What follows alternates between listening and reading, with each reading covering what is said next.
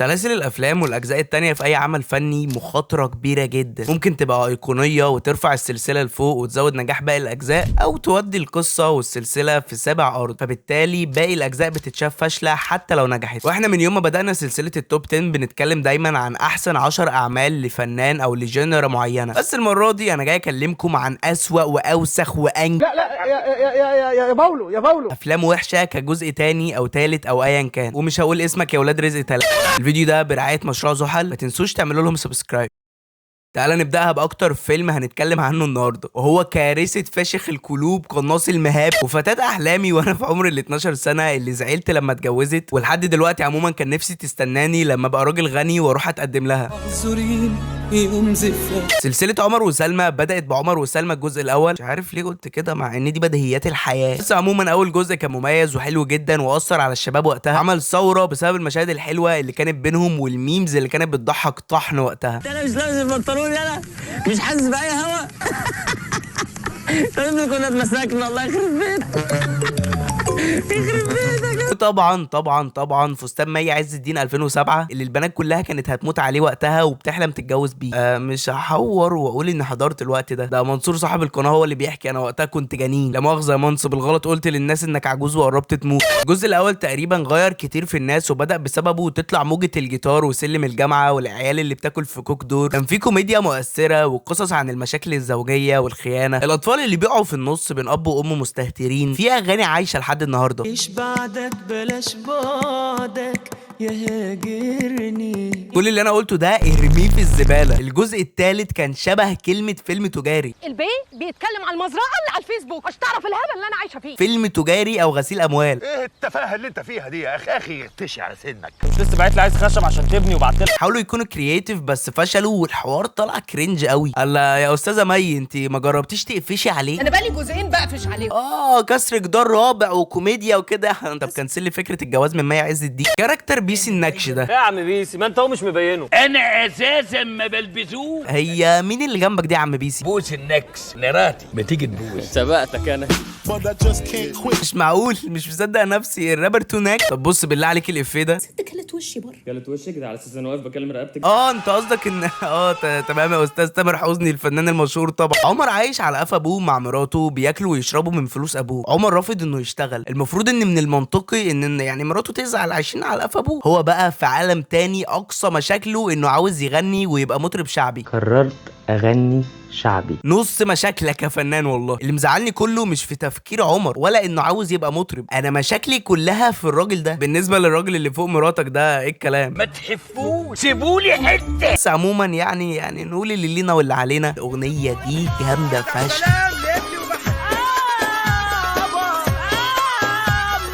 استنى يابا، انت داخل فين؟ العريس فين وسايب مراته كده؟ ما تحفوه، سيبولي حته. الفيلم ده يتلخص في افيه اتقال في الفيلم نفسه، حته من الكلوت. تقدر توصف الفيلم بكلوت كبير كان سبب في تدمير السلسله الجميله جدا اللي كانت فعلا حلوه ما قبل ما الكلوت ده يظهر. واكيد طبعا مش هيكون في جزء رابع بسبب ان يعني مين مهتم يشوف عمر المتصابي وهو عايش على قفا ابوه بيحاول يبقى مطرب شعبي فاشل، ولا مين مهتم يشوف استاذه سلمى وهي بتحب احمد التهامي وبتقول له يا بيبي، ولا ايه رشدي؟ قصدي يا بيبي. طب مش هتتعب يا ابو الابطال؟ ده انا كده هتعب من العاد. حقك يا ابو الابطال. يلا قوم نام على ظهرك. انام على ظهرك. الله يرحمه كان بيشرب الشوربه بايديه. ايه يا استاذ تامر، في حد يعمل فيلم وحش كده؟ مش انا عملت كده. يبقى في. طب نسيبنا بقى من كلوت واستاذ تامر حسني والفنانه مي عز الدين علشان ندخل على حاجه ازمه. مشخصاتي 2 بطولة نجم الفضائيات والإذاعيات والمسارح، الراجل القدوة اللي مثل دور عادل مش تمام وعمرو كلاب ومحمر فؤاد، الملك الأيقوني تامر عبد المنعم. ايه ده، مش مصدق نفسي، سيادة الرئيس محمد بوسني خيارك. في سنة 2003 كان في حوارات كبيرة قوي كده بين محمد هنيدي ومحمد سعد والزعيم وناس تقيلة قوي على شباك التذاكر، قبل موجة ان كل فنان يعمل له عمل ويفشل يطلع على السوشيال ميديا ويقول انا فيلمي ترند رقم 1 على جميع السينمات عزبة الصفيح وكوم الدكة. مش هقول اسمك يا استاذ محمد رجب.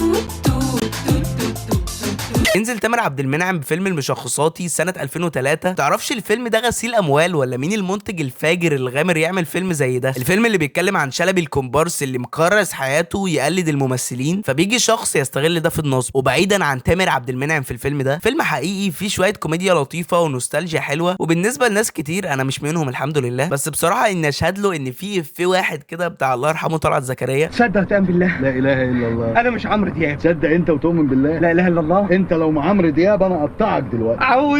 عودوني عليك احبك. اهو يا اخوانا دياب اهو.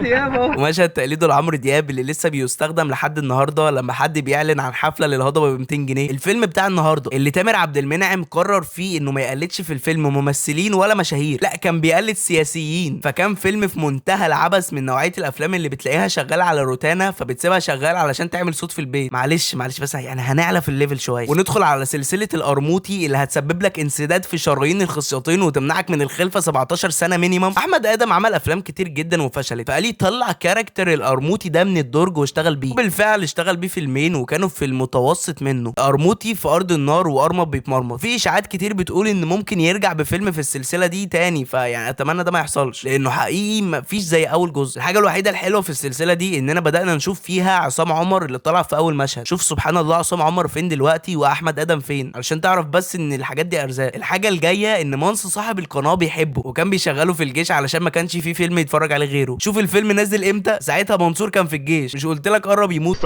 طب ايه قال لي بقى الفيلم اولاد حريم كريم اللي هيجيب لك تهتك في المبيض، وانت يعني كراجل عندك مبيض. الفنان القدير الشاب ال50 المراهق الفنان مصطفى قمر. انا مش بيك فان لفيلم حريم كريم الاول، بس يعني برضو بطبيعه اغلب الافلام اللي اتكلمنا عنها انها نوستالجيا وفي ناس كتير بتحبها، غير كوميديا طلعت زكريا في الفيلم اللي خلت الفيلم ليه طعم تاني. يا بنتي الست ملهاش الا بيت جوزها، ده احنا ولا احنا من غيرهم ما نسواش حاجه. مصطفى قمر لما لقاها مش جايه معاه قال يعيد احياء المدفون وهو فيلم حريم كريم ويبدل كل الكاست، فبقت حرفيا حاجه في منتهى من الكلون. وليه يا عم وجع القلب ده كله؟ ما اشوف لي معزه واحلبها في الصحراء اهون عليا من كل ده. فاتمنى من الفنان مصطفى قمر يبطل تمثيل ويركز في الكافيه بتاعه، علشان بصراحه الشيشه عندهم مش احسن حاجه. واخيرا معانا الايقونه تتح، الشخصيه العائده من الموت. امي بتقول لي ضرب الحبيب زي اكل الزبيب. عايز ايه يعني زبيب؟ ايه هذا؟ خلاص يا هادي بتقولي برجلك يا هادي؟ والله ما سايب برجلي. امال ايه اللي بتقولي ده ازاي؟ اللي حصل ان بعد سنين كتير من التخبط عند محمد سعد وفشل افلامه من بعد فيلم كركر، رجع بشخصيه جديده اسمها تتح عبد الحفيظ. الفيلم نجح وكسر الدنيا. فين الحس والسنجاه يا وحس وانت ربنا يهدي العاصم يا رب. ودلوقتي بعد اكتر من 10 سنين من صدوره رجع ترند تاني بافيهاته. دي بقى لا طب اديني فرصه افكر انا موافق. وبالمناسبه يعني انا عامل فيديو عنه بشوفوه، يعني فيديو لذيذ انا بحبه. محمد سعد ما صدقش ان ليه فيلم نجح اخيرا، فراح يمارس هوايته المفضله في الحلب وقرر يعمل جزء تاني من سلسله تتح تحت اسم حياتي متبهدله. ولو انت اول مره تسمع عنه فقشطه يعني انا عذرك. الفيلم كان سيء جدا وفيه استسهال بشكل كبير. مشكلته الاكبر ان الفيلم تخلى عن اهم عناصر الفيلم بعد سعد، وهو سيد رجب وشخصيه المعلم حصوه وشخصيه هادي بن اخت تتح. مين اللي ضربك يا هو المعلم حصوه؟ وفيها ايه لما يمد ايده عليه؟ واللي كان فيه كيمياء حلوه قوي بينهم وخد وهات مع بعض افيهات، بدل ما يكون تتح عايش لوحده في الفيلم الجديد. علشان كده مفيش كتير لا شافوا ولا سمعوا عن فيلم حياتي متبهدله. وفي فيلم كان المفروض اني اقوله هنا في الاخر، بس بصراحه يعني مش عايزين نخاطر بقناه الراجل، ففي الاخر قررت اني ما اقولش اسم فيلم ولاد رزق 3. واخيرا لو الحلقه عجبتكم ما تنسوش تعملوا لنا سبسكرايب.